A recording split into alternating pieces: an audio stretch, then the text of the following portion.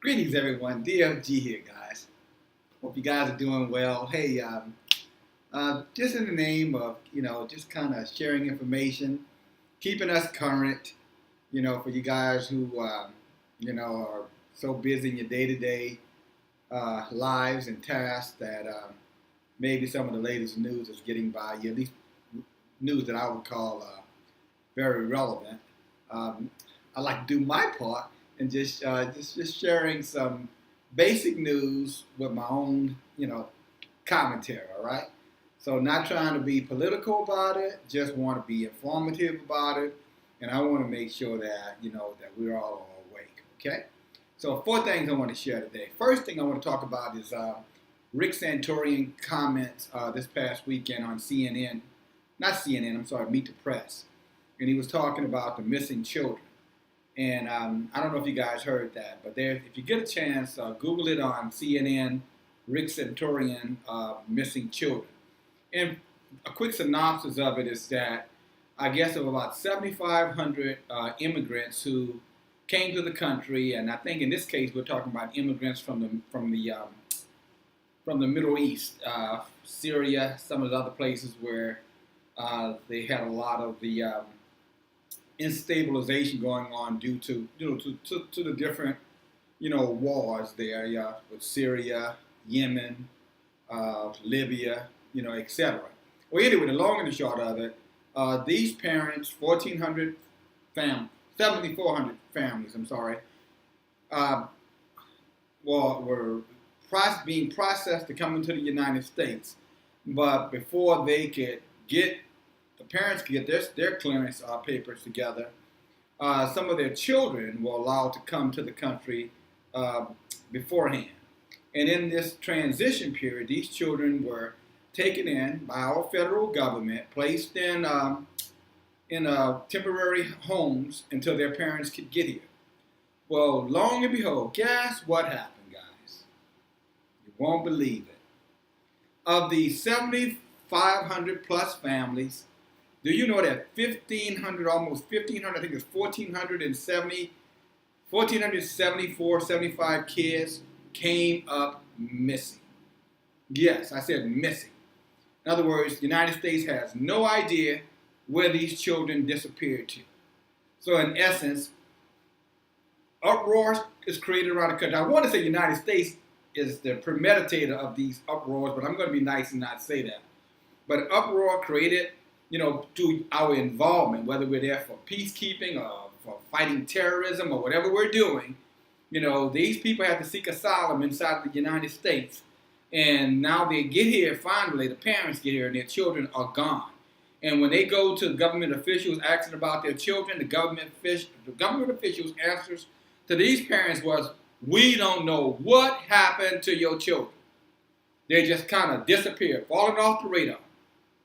Unbelievable. You got Rick Santorum, a former presidential candidate, former, I know he was in the Senate, I don't know if he was a senator or a congressperson, sitting on Meet the Press, not only being arrogant and disconcerted about these children, but literally attacking the other host on the program because of the fact these hosts, the majority happen to be women, were very concerned about why would we not care about missing children in America, and how could these children come into our system for protection and then just disappear with no clue, nobody know where these kids are, totally off the radar, etc. Can you imagine if that was your child? Because if you can't, you should. And I know, we got this little thing about, we're Americans, and so we don't have to have any type of emotional, empathetic feeling towards anybody else. Because after all, we're kind of like the Wakandans, what I'm saying? We're that hidden, specialized group of people that the world doesn't know anything about, how highly advanced we are and sophisticated that we are. And quite frankly, Teflon Dons, nothing sticks to us. Well, there is an old saying that chickens do come home to roost. And what you do to your others, you can always expect to come back to you. And that's what I'll say to that if you're one of those individuals who don't give a damn. I don't happen to be one of those individuals. Therefore, you hear my opinions about it. And I'm telling you guys, if you got little kids, you need to keep a close eye on the kids. There are people in this country kidnapping these kids and taking these kids and selling these kids as sex slaves, selling them as, other kind of slaves, most of the time out of this country, I might add. And I know you don't believe it, but if you would just pay a little bit more attention to it, you'll find out that this is not an exaggeration of the facts. In this particular incident, it was on national news Sunday. How many of you guys knew about it? If you did, leave it in my comments down below that you knew about it and your thoughts about it. I'd love to hear it, okay? All right, the second thing is Roseanne, and I'm going to get through this quick.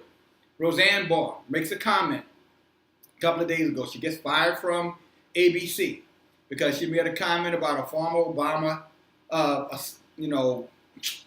official who happens to be a woman of color. And I don't know what happened between the two, between Roseanne and this particular lady. I suspect something prompted this conversation. But anyway, Roseanne made the comparison between that she looked like a mixture of the Muslim Brotherhood and one of the characters from the Planet of the Apes. Now, of course, a lot of people got in an uproar and called her racially insensitive, a bigot, etc. This is what I have to say about that. Roseanne has a big mouth. Anybody that ever watched Roseanne, back in the 80s or 90s, whenever she had that program, and even other times, a comedian, we all know that Roseanne has a big mouth. It has a tendency to talk too much. But not to talk too much, but to be somewhat insensitive, not really, thoughtful enough about how she says things. But that's Roseanne. You know who she is. But here's the problem I have with it. That, where people will take the position to feel like as a man of color or people of color that somehow we're offended because she made a comment about another woman about a character, a television character, or a movie character that this particular person reminded her of. And for us to be, for anyone to look at that and say, oh, she offended black people. Well, here's what I'm saying to you. Do you think all black people look like monkeys? Or apes or whatever? Is that your opinion about black people? Because if that's not your opinion about black people, then why would you be pissed off at Roseanne? I'm not.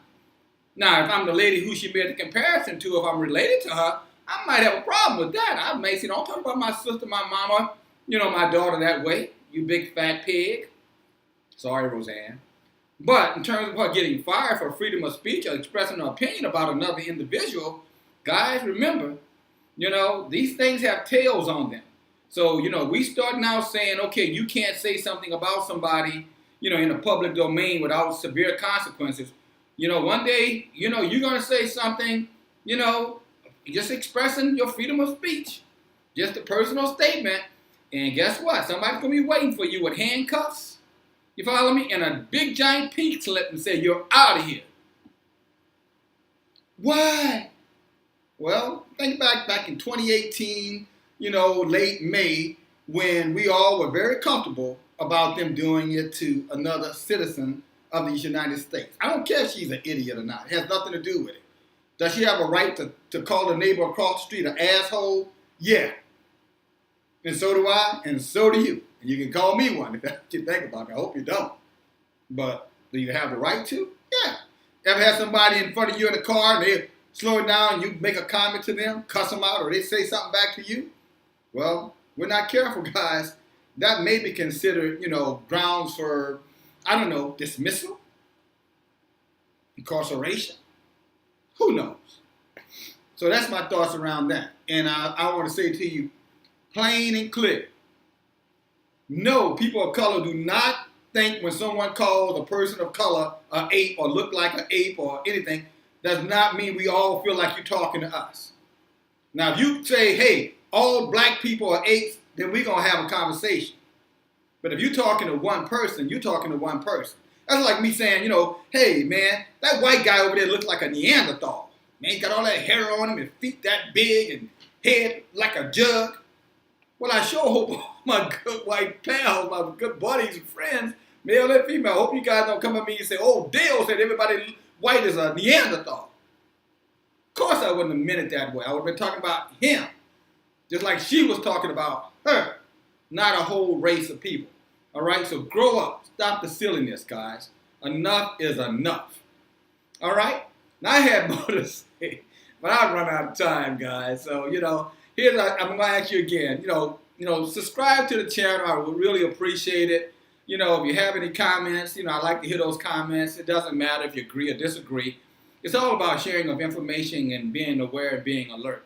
But what's going on with our children, guys, and the children, I don't care if they are from other countries. If we welcome those families into the United States legally, and they're going through the legal process to get into this country, by God, when they get here, their children ought to be here, waiting for them. And if their children aren't here, we should be 100% concerned about that, what happened to those children, and demand to know and be as resilient as necessary to find out. Because God forbid if that was one of our children and that happened to them. And Rick Santorum, garbage. Go listen to the video. If that way you draw your own opinion. Obviously you can see how I feel about him. And then the other thing, this political correctness around racism, guys, this is going too damn far. I mean, come on, seriously? People of color are adults. You follow? We don't need the whole damn world crying just because somebody said the N-word or somebody said somebody looked like, a damn monkey. I don't like no damn monkey. And I suspect you don't either, whatever color you are.